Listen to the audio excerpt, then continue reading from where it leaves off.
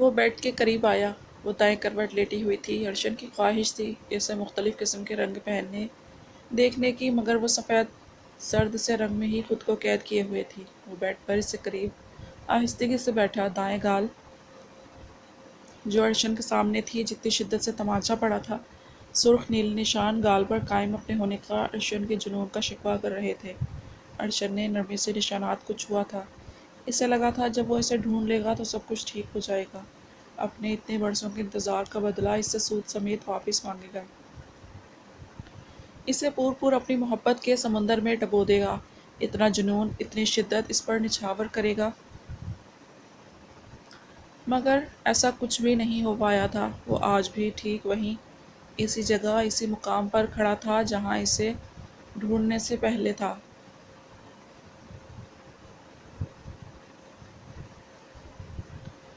اس کی مثال صحرا میں صدیوں سے بھٹکے اس مسافر کی مانند تھی جس کی نگاہوں کے سامنے برسوں کے بعد ٹھنڈے میٹھے شیریں پانی کے چشمہ ہو اور وہ اسے ایک گھونٹ بھی نہ پی سکے، بلکہ ظالم تو سرے سے ہی اس نکاح کو رد کر چکی تھی جس کا یہ مطلب تھا کہ ارشن کا اب اس پر کوئی اختیار نہیں تھا۔ واقعی اس نکاح نامے کی حیثیت ایک کاغذ کے ٹکڑے کے علاوہ کچھ نہیں رہی تھی۔ ارشن کی نگاہ کا فوکس اب وہ گلابی لب تھے جن کا جام پینے کو وہ مر رہا تھا، مگر وہ ظالم لڑکی اس کو بری طرح دھتکار رہی تھی۔ ارشن نے بالکل بے اختیار ہوتے نرمی سے جھک کر اس کے گال کو اپنے تشنہ لبوں سے چھوا تھا۔ وہ مسلسل اس کے گلابی نرم و گداز گلاب کی پنکھڑی سے لبوں کو دیکھے گیا۔ ان کے لبوں کا لہو نہ پی جاؤں، اپنی تشنہ لبی سے خطرہ ہے۔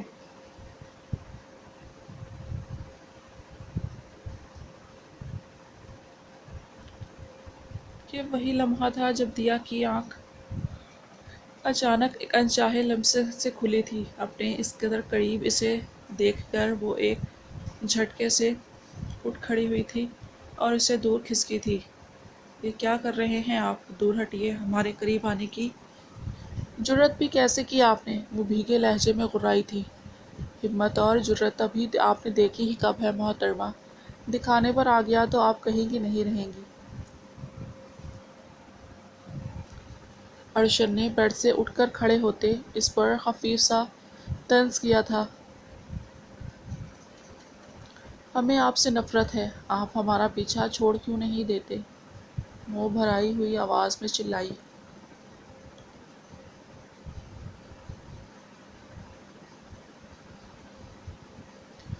ہاں، جیسے وہ پاگلوں کی طرح بچپن سے اس کے خوابوں میں اس کے پیچھے بھاگتا اس کا نائٹ میئر بن چکا تھا۔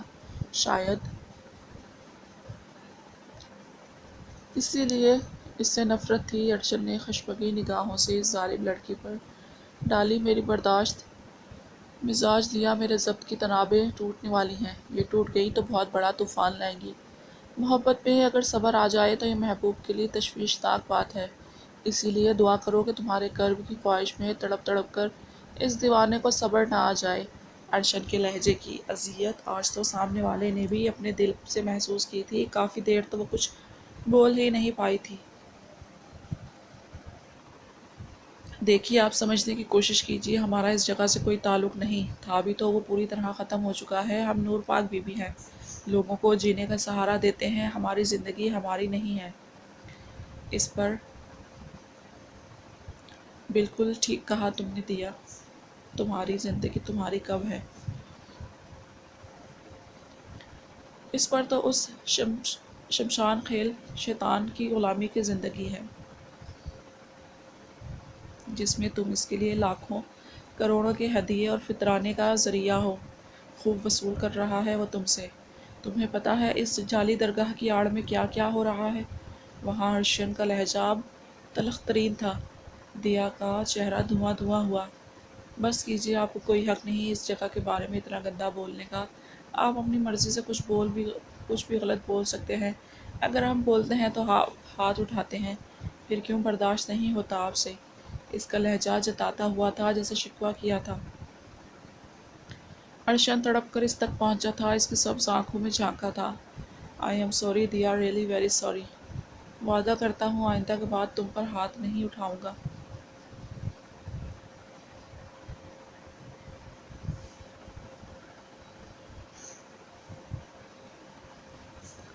وہ زیادہ دیر ان آنکھوں میں دیکھ ہی نہیں سکی تھی۔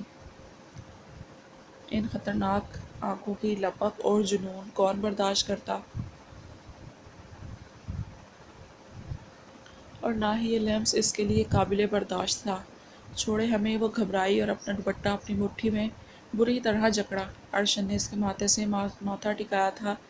دیا پلیز خدا کے لیے رحم کرو اپنے ارشن پر۔ تمہیں اپنے ارشن پر رحم نہیں آتا، یا تو بچپن سے ہی اتنی ہی بے رحم ہو میرے لیے۔ میں اور سہ نہیں پاؤں گا، میں ٹوٹنے لگا ہوں، ڈیمٹ میرے حوصلے پست سے پست ہونے لگے ہیں۔ چھوڑے ہمیں، برسوں تمہیں محسوس کرنے کے لیے انتظار کیا اور انتظار نہیں کرنا چاہتا دیا۔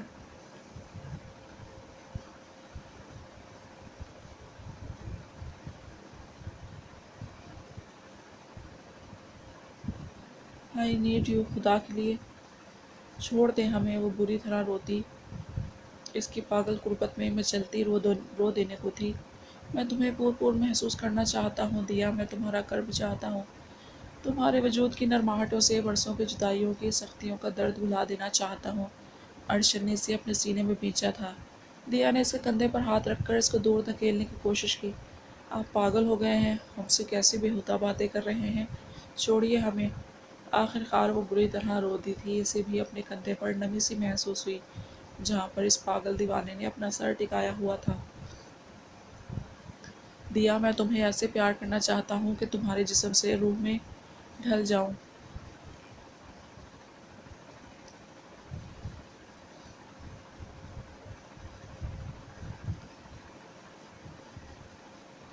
ارشن نے اسے سینے سے لگا رکھا تھا، مگر دیا کو تو یوں لگا جیسے وہ اپنی شدتوں اور اپنے جنون سے اسے بے جان کر رہا ہے۔ بھلا اس کی جان لیوا قربت، یہ لمس کب برداشت ہو رہا تھا؟ تبھی دیا نے پورا زور لگا کر اس کو دور جھٹکا تھا اور کمرے کے بیرونی دروازے کی جانب بھاگی تھی۔ وہ دروازہ جو اس کی بالکل قسمت جیسے جام ہو چکا تھا، آج جانے کیسے مگر کھلتا چلا گیا تھا۔ سامنے آنے والی ہستی سے بری طرح ٹکرائی تھی۔ فضا نے اس کا ڈرا سہما سا چہرہ دیکھا۔ وہ بھی پہلے تو فضا کو پھٹی پھٹی نگاہوں سے دیکھ گئی، پھر کچھ سمجھ کر اس میں اپنی جائے پناہ تلاش کرتی اس کے سینے سے لگی پھوٹ پھوٹ کر روتی تھی۔ فضا نے حیرت سے دیا کے ہچکولے کھاتے جسم کو دیکھا، اس کے گرد بازو حائل کیے تھے۔ پھر کمرے کے اندر پیٹ کیے اس شکستہ سے شخص کو دیکھا اور ایک سرد سی آہ بھری، ہمیں بچا لے ان سے، ہمیں نہیں رہنا ان کے پاس۔ یہ بہت گندے اور برے انسان ہیں، خدا کے لیے لے جائیں یہاں سے۔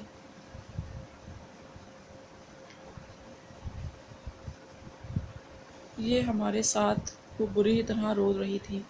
ندا اندر ارشن نے ضبط کی انتہا سے اپنے جبڑے اور مٹھیاں اس قدر سختی سے بھینچی تھی کہ اسے لگا اس کی کمپٹی کی رگیں پھٹ جائیں گی۔ فضا اسے سہارا دے کر باہر لائی تھی۔ یہ لوگ اس وقت ارشن کے ایک سیکرٹ اپارٹمنٹ میں تھے۔ تبھی وہاں ماہر خان، رواحہ اور احان داخل ہوئے تھے۔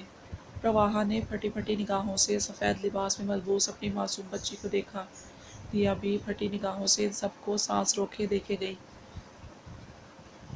خون نے کھینچ ماری تھی۔ دنیا میں ایسی کوئی چیز نہیں، ایسی کوئی طاقت نہیں جو ماں باپ کی کشش اور محبت سے دل میں پڑنے والی تڑپ اور کھینچ کا مقابلہ کر سکے۔ اس وقت خان شمشان خیل کی تمام پٹیاں بھول چکی تھی جیسے۔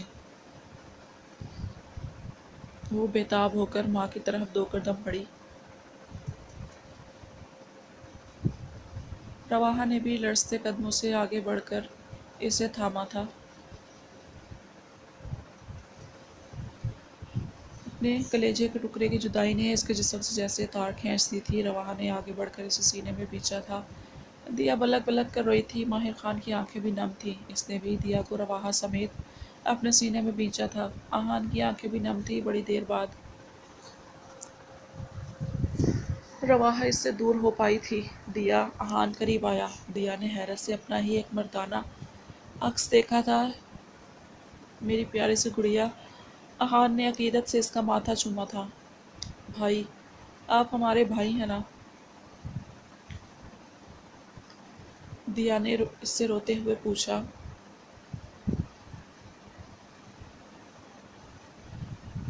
احان نے اسے گلے سے لگا لیا۔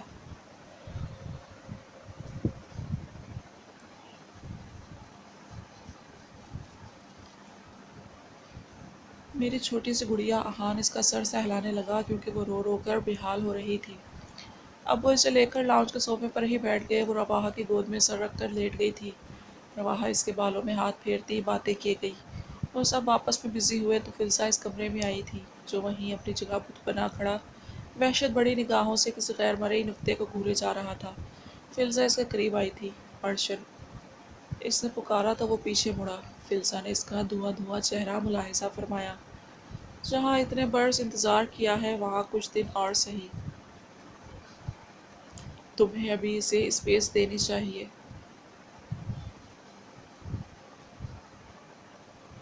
میرا مطلب ہے کہ ابھی اسے ہم سب کو، خاص کر تمہیں، سمجھنے کے لیے وقت چاہیے۔ تو تمہیں نہیں لگتا کہ تمہیں اس طرح زور زبردستی نہیں کرنی چاہیے؟ وہ کہاں لگی لپٹی رکھنے والی تھی، جو دل میں تھا سیدھا بول بھی دیا تھا۔ تمہیں کیا لگتا ہے میں کیا کر رہا تھا اس کے ساتھ؟ وہ خشمگین تیکھے سے لہجے میں بولا، مگر جب فلزہ نے اس کی جانب آئی برو چکا کر دیکھ گئی تو جھنجھلا کر اٹھا۔ کچھ نہیں کیا میں نے، اور نہ ہی ابھی ایسا کچھ کرنے کا ارادہ ہے۔ ہاں مگر تمہاری بے حس پتھر دل بے رحم بہن پاگل کر دے گی مجھے۔ میں نکل رہا ہوں یہاں سے، وائٹ پیلس لے جانا ہے آپ لوگ، وہ بے تاثر لہجے میں کہتا وہاں سے نکلتا چلا گیا۔ فلزہ کا دل کیا اپنا ماتھا پیٹ لے۔ وہ باہر آئی۔ ان لوگوں کے پاس وہ سہمی ہوئی سی رواحہ کا دامن چھوڑنے کو تیار نہیں تھی، لیکن جب ماہر خان نے کہا کہ وہ ان کے ساتھ جائے گی تو کم از کم اس عقوبت خانے سے جانے کے لیے جلدی سے تیار ہو گئی۔ وہ لوگ اسے لیے وہاں سے نکلے تھے۔ وہ لوگ دیا کو لے کر وائٹ پیلس پہنچے، جہاں سب نے اس کا شاندار استقبال کیا تھا۔ سب کے چہرے پر مسکراہٹ تھی۔ احان کا موبائل فون رنگ ہوا۔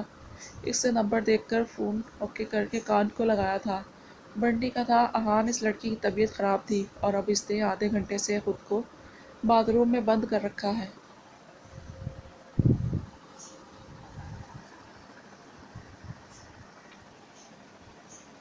اور کوئی آواز بھی نہیں آ رہی۔ مجھے ڈر ہے اسے کچھ ہو نہ گیا ہو۔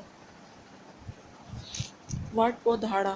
سامنے سے جو سننے کو ملا تھا، اس نے ڈی آئی جی ماہر خان کو، احان ماہر خان کے اعصاب شل کرنے میں کوئی کسر نہ اٹھا رکھی تھی۔ اس کی دہاڑ پر اس کے پیچھے کھڑا ماہر خان بھی چونکا تھا۔ وہ اب شدید قسم کی اضطرابی کیفیت میں وہاں سے تیزی سے نکلا تھا۔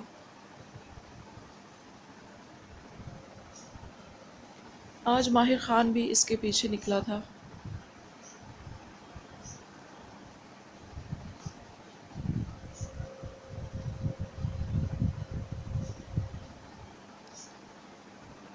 وہ آخر اس کے ساتھ کرنا کیا چاہتا تھا؟ اگر زندہ رکھنا چاہتا تھا تو آزاد کر دیتا، اگر مارنا چاہتا تو مار بھی نہیں رہا تھا۔ وہ عالم برزخ جیسی کسی سے درمیان کی دنیا میں لٹکائی گئی تھی، جیسے وہ اب اس قید بھری زندگی سے اکتا گئی تھی۔ رو رو کر اس کی اکثر طبیعت خراب ہو جاتی۔ آج صبح سے اسے ہلکا بخار بھی تھا اور طبیعت بھی خراب تھی۔ اپنی قسمت یا اس سنگ دل بے مہر شخص سے اپنی بے پناہ محبت آزمانا چاہتی تھی کہ کچھ سوچ کر بیڈ سے اٹھی تھی۔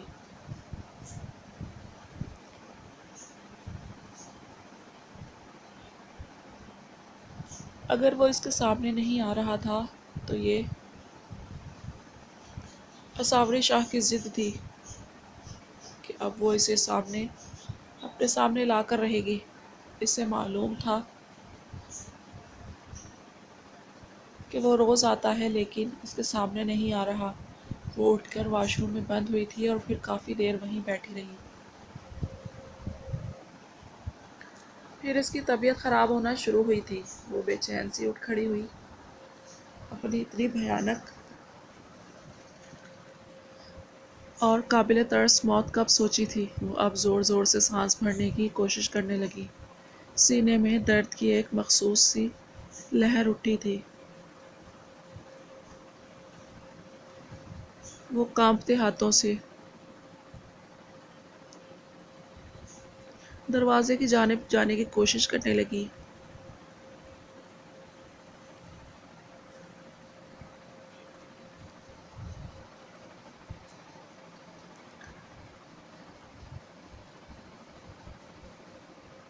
مگر کمزوری کے باعث نہ جا پائی تو ایڑیاں رگڑ رگڑ کر مرنے سے اپنی جان دینے سے بہتر اس نے نیم گرم پانی سے بھرے باتھ ٹب میں گھس کر وہ پانی میں جان بوجھ کر ڈوبتی چلی گئی۔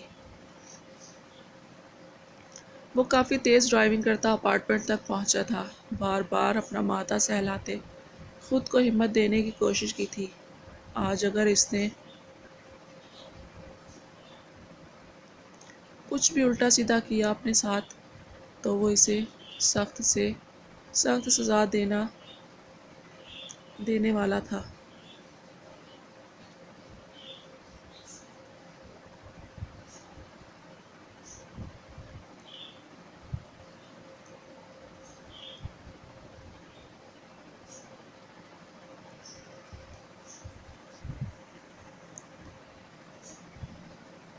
وہ تیزی سے اپارٹمنٹ میں داخل ہوا تھا، سامنے ہی بنٹی کھڑی تھی۔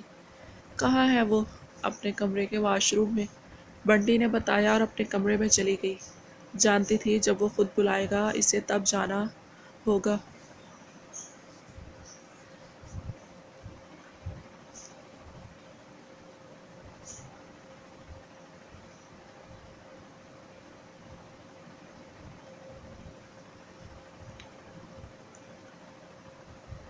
بغیر وقت ضائع کیے احان تیزی سے کمرے کی دیوار میں پینٹنگ کے پیچھے چھپے بٹنز میں سے کچھ کوڈز ٹائپ کرنے لگا۔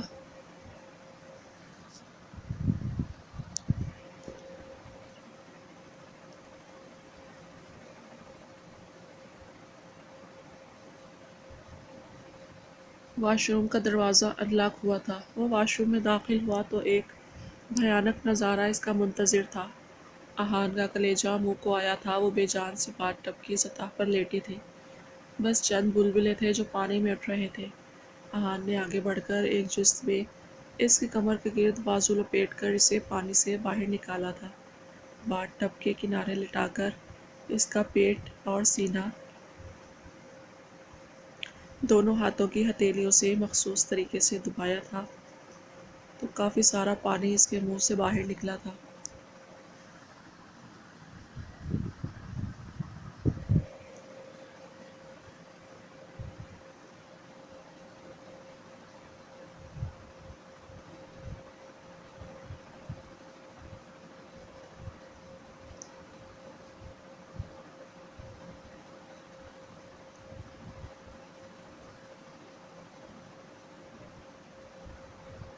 صابری پلیز آنکھیں کھولو۔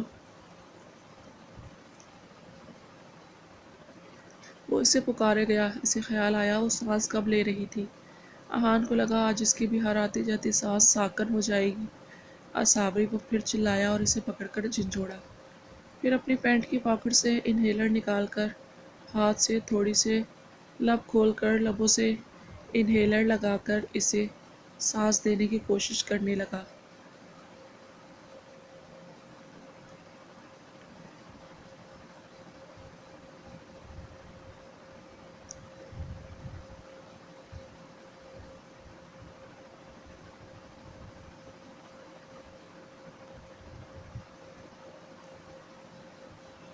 صابری کچھ بھی رد عمل نہ ہوتے دیکھ احان کی صحیح معنوں میں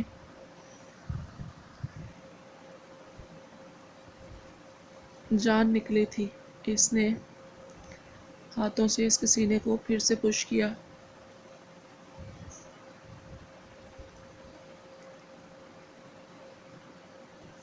اور وہ انہیلر لبوں سے لگایا۔ اب بھی کچھ نہیں ہو پایا تھا۔ اب احان نے بغیر سوچے سمجھے اس کے نیم نوا لبوں پر اپنے لب رکھ کر اپنی سانسیں اس کے سینے میں اتاری تھی۔ چند پل کا عمل تھا اور ایک کو لمبی سی ہچکی بھر کر بری طرح لمبے لمبے سانس لینے لگی تھی۔ ذرا سی آنکھیں کھول کر اپنے اوپر تقریباً جھکے ہوئے احان ماہر خان کو دیکھا، تب اپنے ہونٹوں سے جڑے اس کے تلخ مگر مسیحائی کرتے لب محسوس ہوئے تھے۔